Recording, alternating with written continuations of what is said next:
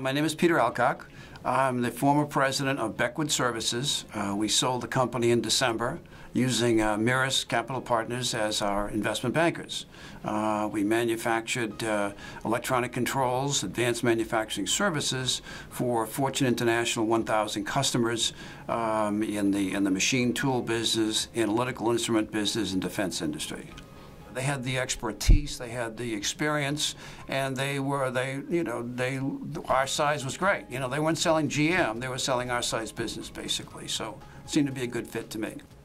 What Myra's contribution was twofold. One, they took a basically mechanical function, which is the search. And they were able to generate interest from several buyers in different levels, whether they were buyout funds or whether they were publicly traded businesses. The trick here is when you go from the mechanical to the personal, to the organic, if you will, they did a great job getting some of these firms really interested and presenting the company in a light that they felt would be to the strategic interest of these possible acquirers.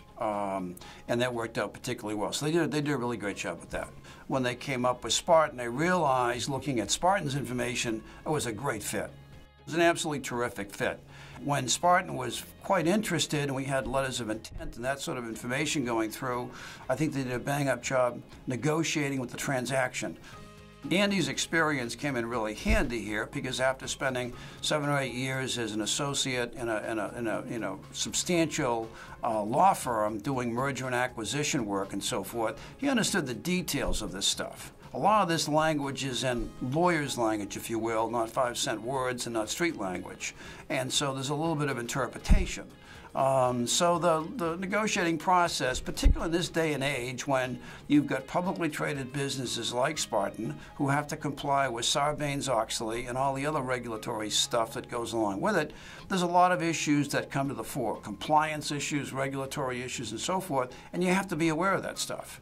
And I think maybe 10 years ago that wasn't as much of an issue in your selection of an investment banking partner, having that kind of skill and background. Everybody had an MBA and that was terrific, you know. But at this particular point in time, the MBA in some ways isn't that big a deal. What's a bigger deal is your technical expertise, which Alan has, and your legal and deal-making techniques, which is what Andy has, and you have to understand the regulatory, the compliance issues.